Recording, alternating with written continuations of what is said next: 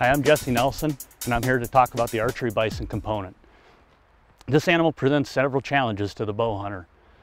Moving forward with this decision, you need to take into account several different considerations.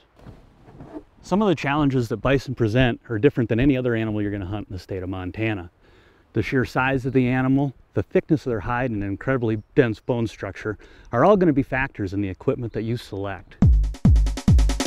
While not required, it's highly recommended that you take the bow hunter education course. As far as setting up your equipment and making sure that your equipment is properly tuned and set up for you and really set up for this hunt, I would highly recommend you going into your local pro shop. You really want to make sure that you talk to your local expert about the broadheads that you're using. Certain broadheads are going to weigh in the favor of higher penetration and cutting a deeper wound channel, helping with blood loss and helping for that animal to expire quickly, cleanly, and humanely. Another thing to have them look at is the actual tuning of your bow, making sure that that arrow is flying correctly, spined correctly for your bow, and that it has the correct front of center. Probably one of the biggest things that I have done to improve my archery skills is paid attention to the front of center of an arrow. This is what's going to help the arrow carry down range. It's going to help with accuracy. It's going to help with the way the arrow bucks the wind, and it's going to severely help with the amount of penetration that you get. I would definitely pay attention to that, paper tuning, and making sure that I have the correct components tied to the arrow to optimize performance in penetration on these animals.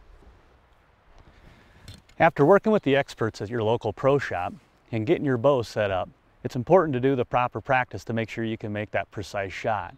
This is a large animal, and typically people will have a tendency not to pick the appropriate small spot like you would on a normal animal.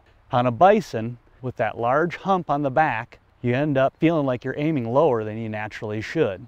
Typically what I like to do on a bison, speaking from my own personal experience, is wait for the buffalo to swing his front leg forward, exposing the heart area, and I aim about 8 to 9 inches up from the bottom of the brisket, and that usually puts me right on the top side of the heart and both lungs, helping to speed up the process of harvesting that animal.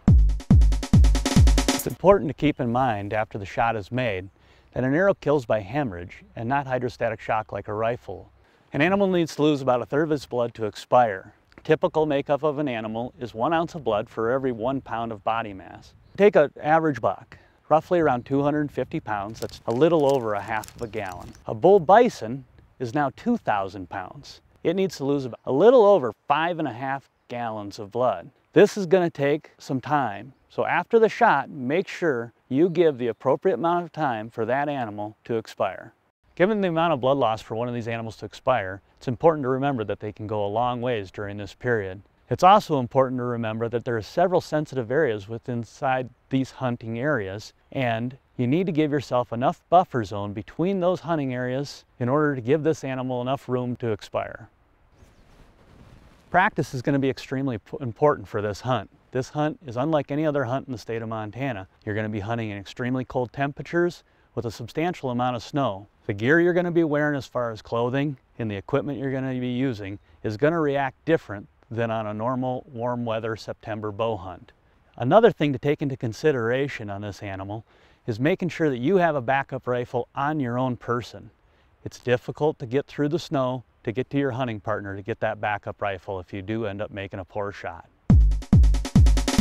Like any archery hunt, it's important to get close to this animal. It's also important to gauge this animal's attitude and make sure you don't put yourself in a hazardous situation. In review, it's important to remember that the bison does present several challenges to the bow hunter. Moving forward with your hunt, please take caution in deciding to use this equipment, and good luck with your hunt.